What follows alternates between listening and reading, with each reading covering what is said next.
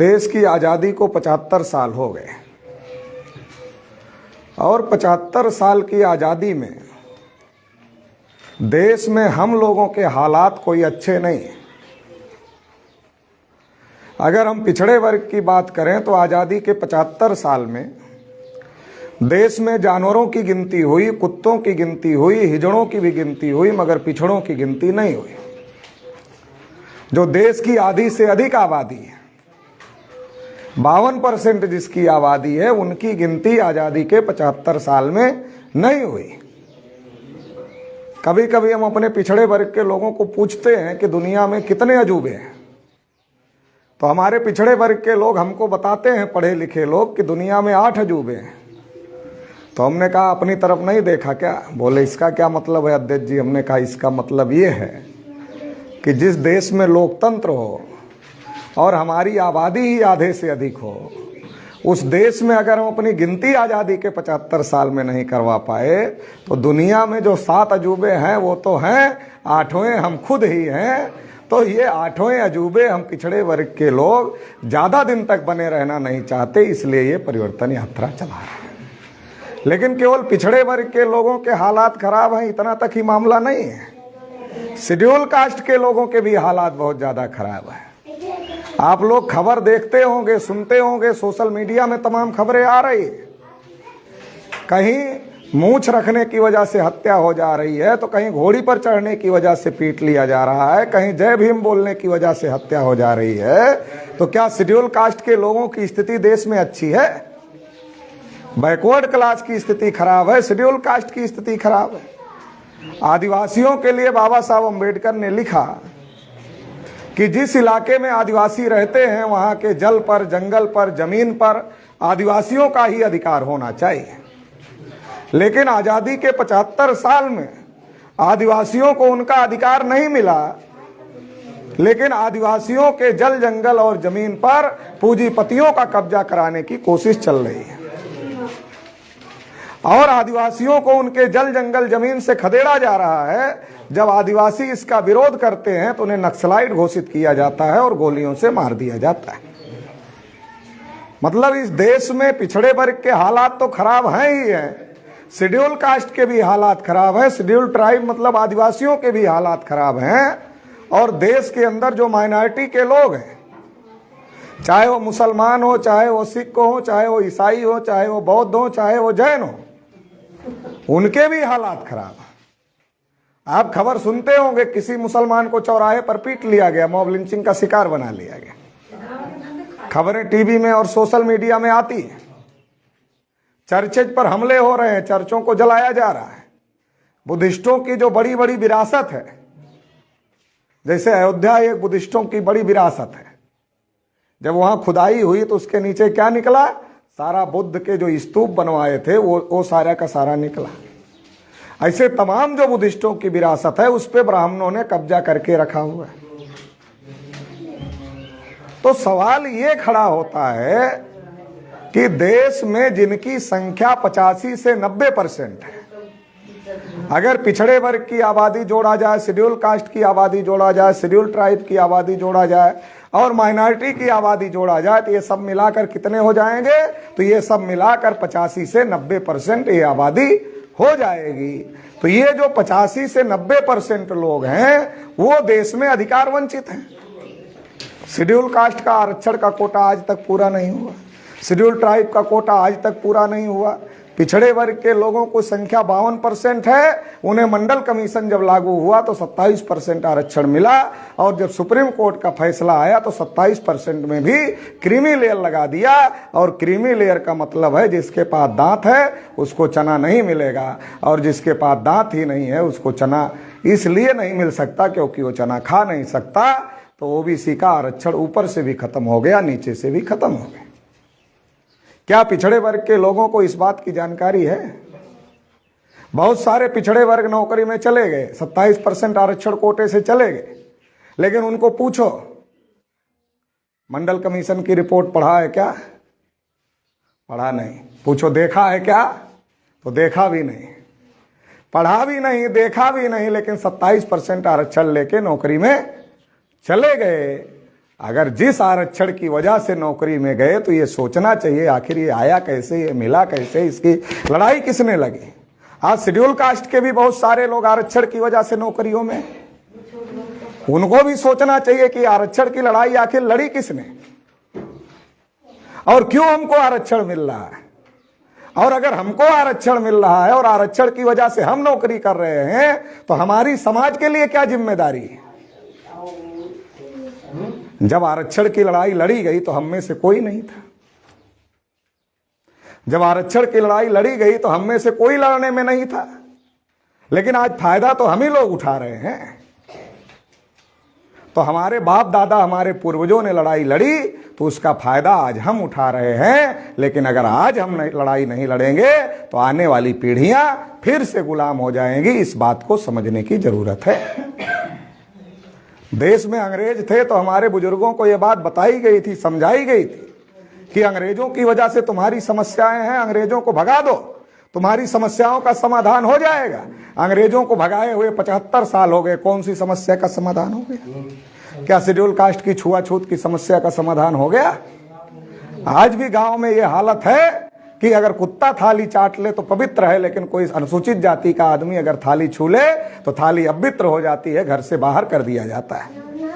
गिलास छू ले तो गिलास घर से बाहर हो जाता है। तो अंग्रेज तो चले गए, अंग्रेजों के 75 साल में ये स्थिति क्यों है?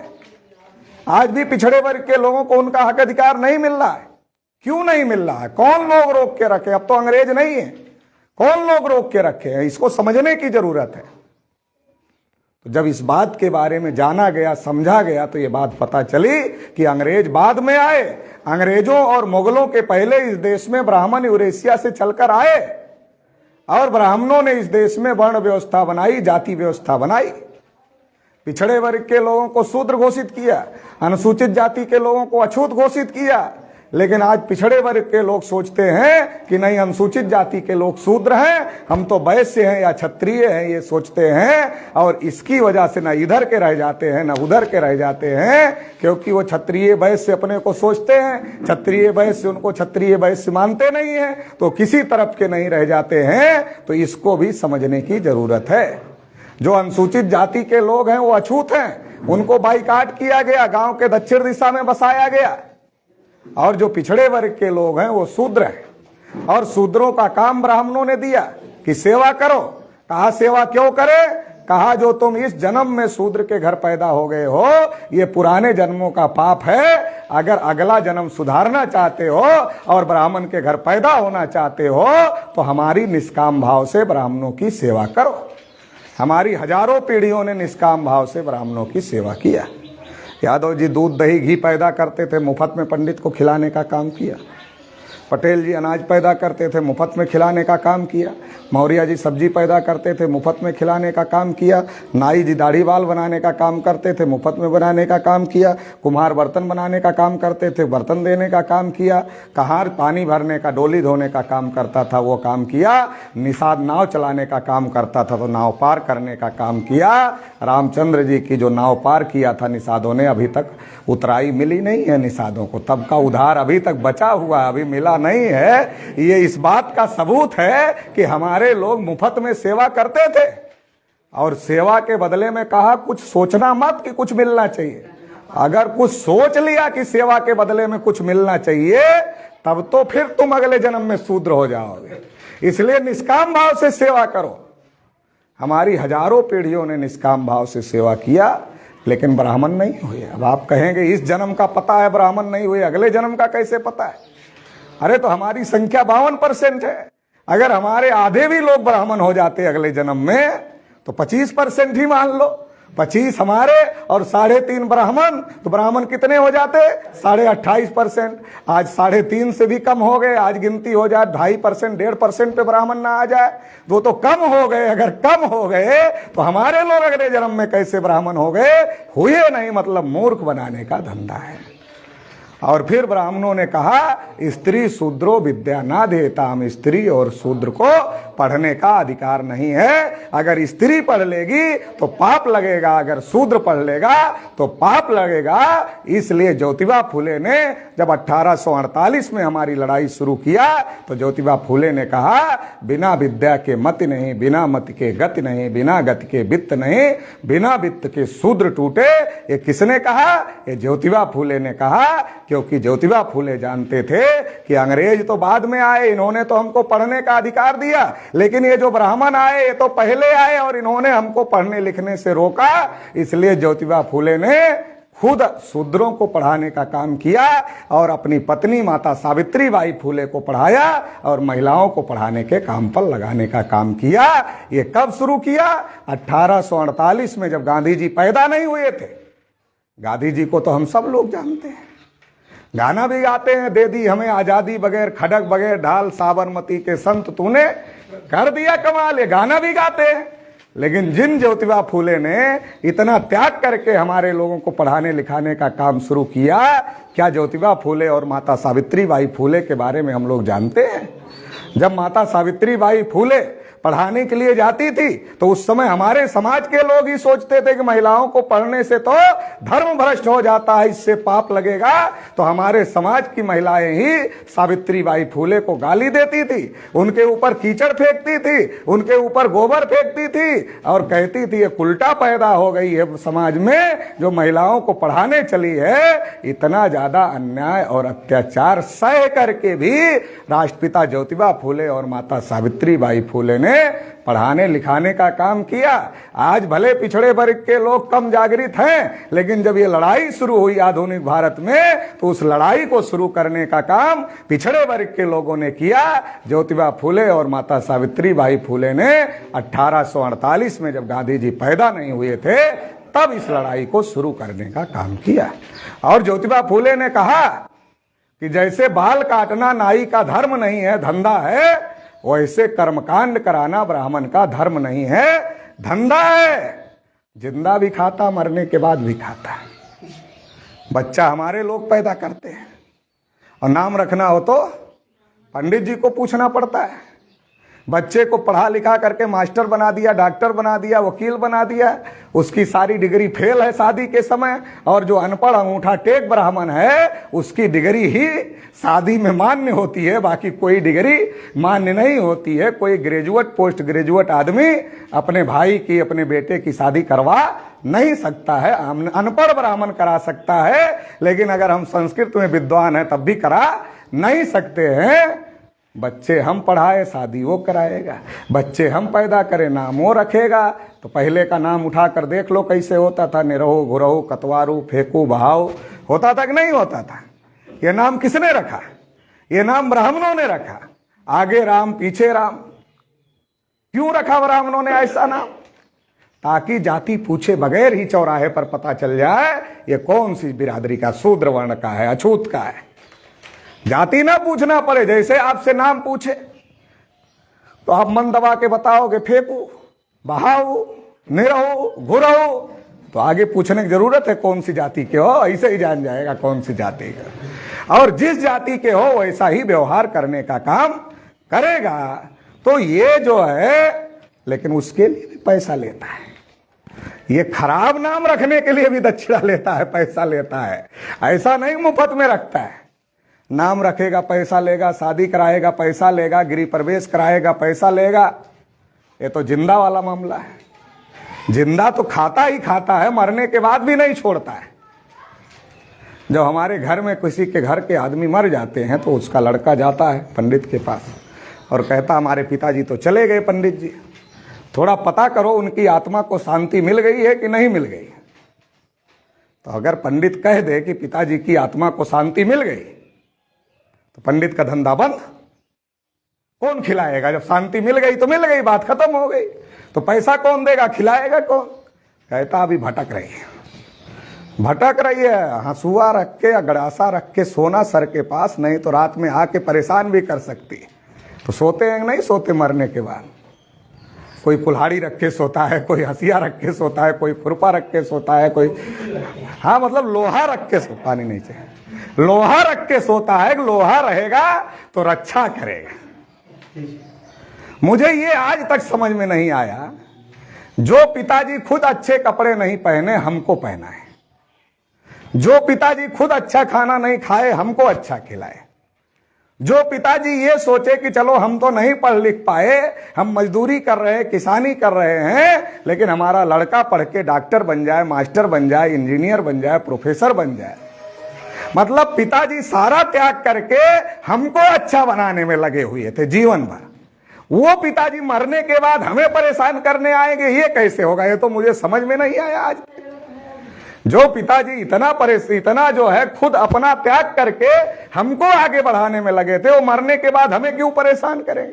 परेशान ही नहीं करेंगे, लेकिन हमारे दिमाग में डर बिठाया ब्राह्मणों ने कि वो परेशान करेंगे ताकि हम ब्राह्मणों को दक्षिणा दें, पैसा दें, उनको खिलाएं।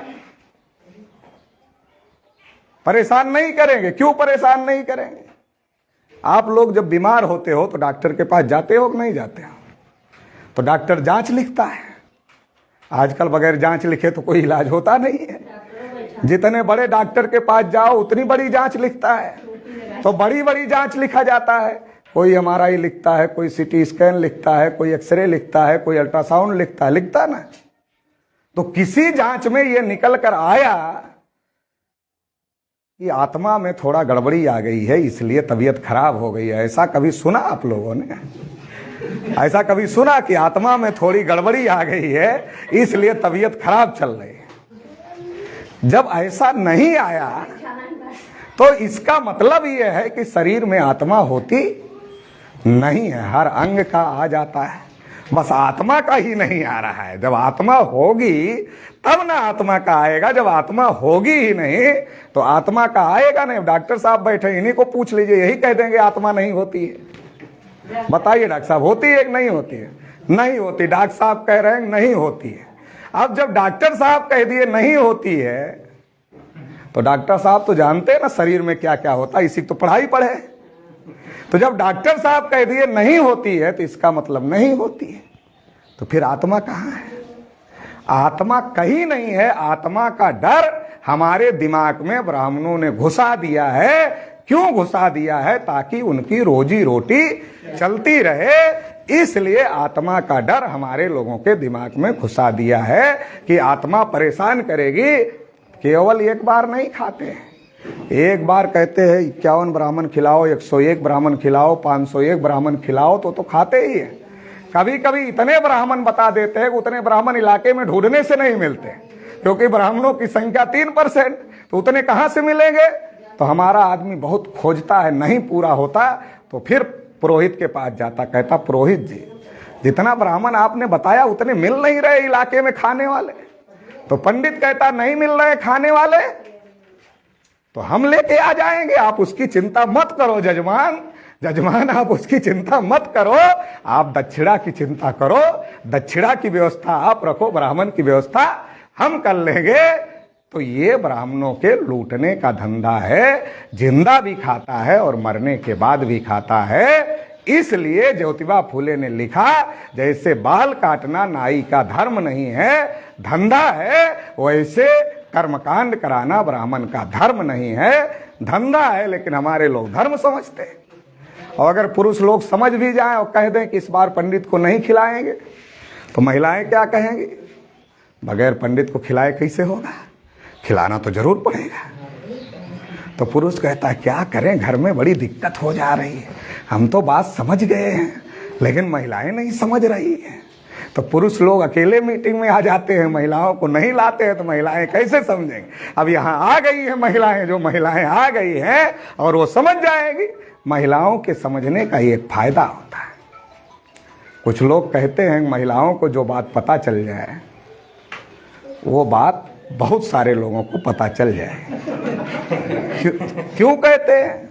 उसका ब्राह्मणों ने गलत तरीके से प्रचार किया, जबकि इसका सही ये है कि अगर एक महिला को आप शिक्षित करोगे तो हजारों महिलाओं को वो शिक्षित कर सकती है। जो उसके संपर्क में होगा उसको बताने का काम करे। अगर कोई महिला एक साड़ी भी लेके आती है ना खरीद के मार्केट से, तो मोहल्ले भर के महिलाओं को दिखाती है, देखा बहनी ये साड़ी लेके आए, दिखाती कि नहीं दिखाती?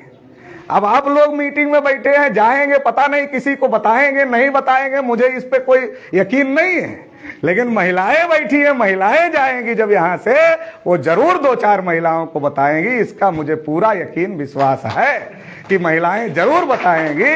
तो इसलिए अगर महिलाओं को समझाया जाए तो कई पीढ़ियां समझ जाती है, ऐसा कहा जाता है, क्योंकि महिलाएं कई परिवार से जुड़ी होती हैं।